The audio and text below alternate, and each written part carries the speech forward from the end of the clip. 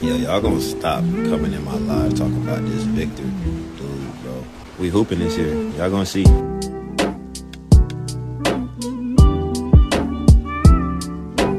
Alright team, let's go ahead and hop straight into it. Today we're tuning into Club 520 in the morning. We've tuned into it a couple times. If y'all want to see this original video, link's going to be down in the description. But Jeff Teague says Trae Young deserves Hawks Spurs trade to play with Wembanyama. This has been a constant topic. People saying Spurs should trade for Trae Young, they shouldn't trade for Trae Young. I don't know how I feel about it anymore. You know, I feel like the Spurs are in a good spot, so they could just let the Hawks crumble and take their picks. That doesn't look too bad right about now. We're going to go ahead and look at the Hawks standings in a little bit, but first let's go ahead and tune into this video. As always, we got the beat headphones. Let's go ahead and jump straight into it, and leave down below whether you want the Spurs to trade for Trae Young or not.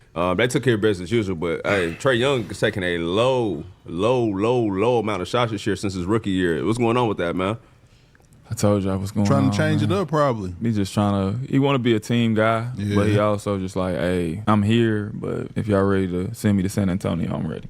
I feel like people look at it as different ways. Is he playing bad, or is he disgruntled, quote unquote, or is he just like, I'm just going along with, I'm just doing what y'all want me to do, so y'all can quit complaining to me? Kind of probably that, but to be disgruntled on average 21 and 11 is kind of crazy.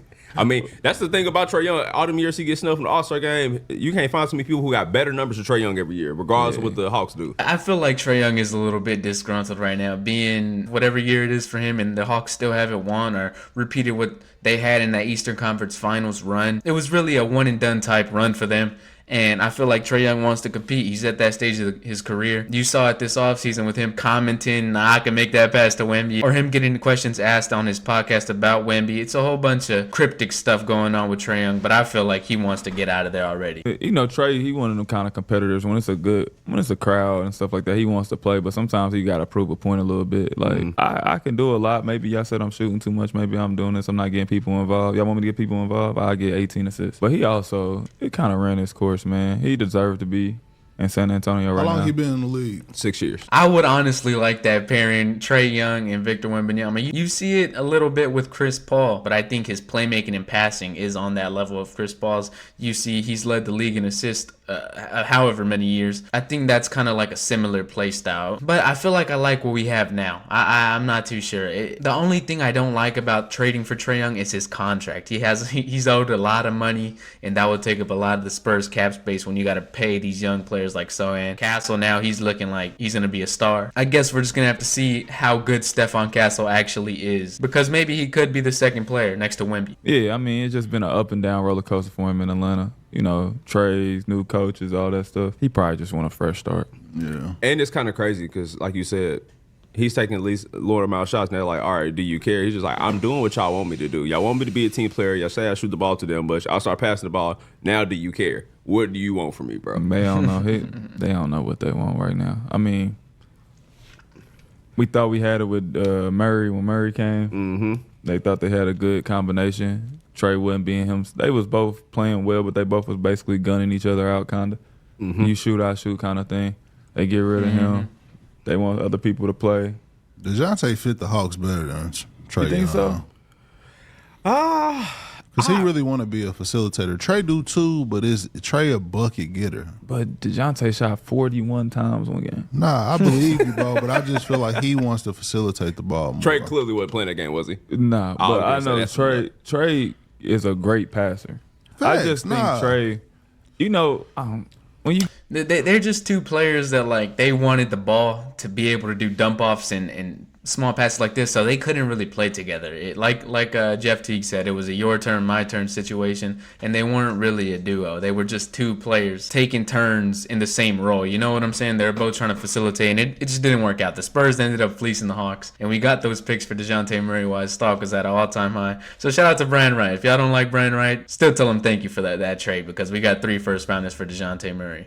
You get to that point, it's like, dang, I've been doing this for 7 years. We had a super high. They went to the Eastern Conference Finals. It was a super high moment. And then ever since then, it's been lows, right? He been hurt, all type of stuff has been lows. And sometimes it's just like, man, I need a fresh start. Mm-hmm. And I think he just need a fresh start with San Antonio. I think DeJounte just played with another bucket getter better than Trae. So, yeah, I think the ball is in the Spurs court. Like, it's been all off season. I don't think this trade goes down anymore. I kind of like what we have now, and I think those are my final thoughts. You know, I wouldn't want to trade for Trae Young at this moment. Maybe down the line, we don't have to make a trade with the Hawks right now. We could see how these first 2 picks pan out, or maybe even use this 2025 one, and if they don't like what they see in 26 and 27, whatever, ship them out, bring Trae Young in.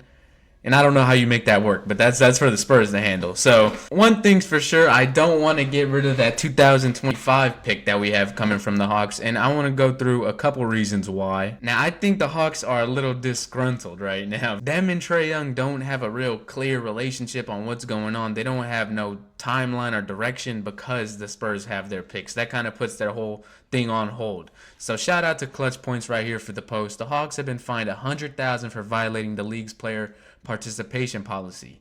Now this kind of confuses me because you can't tank without your picks. This comes after the NBA determined that Atlanta held Trae Young out of a game that he could have played in. Why would the Hawks keep Trae Young out of a game when they're trying to win as much as possible? So I'm kind of confused because the Hawks should be trying to win, but this move right here just says that they're not trying to win this year, but you don't have your picks, so it doesn't really bring an incentive to lose games. The Hawks are in a gray area right now where they don't have really nothing to look forward to. Obviously, you have the number 1 pick, you have Jalen Johnson and stuff like that. But how do you build this team like Atlanta? I don't think there's going to be many free agents wanting to go up there and team up right now, so you can't really build on that core you have right now if you don't have your picks. This works in favor for the Spurs because, you know, we have their pick, the tank for Cooper Flag. We're using Atlanta's season to help us get a high draft pick, hopefully, and maybe we can make the playoffs playing, and we have 2 picks along with Chicago's pick or the Hornets pick. A lot of those picks could convey. So right now, let's go ahead and look at the Eastern standings and see which picks will convey and which ones wouldn't. Right now, you have the Hornets. This pick would not convey, and I don't think it is because the Hornets are 6-11, and although they have LaMelo, they don't really have anything else besides him and Brandon Miller.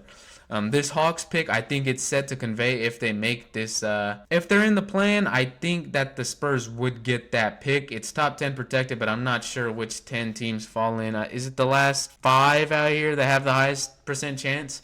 So if they stay right here, this pick is looking to convey.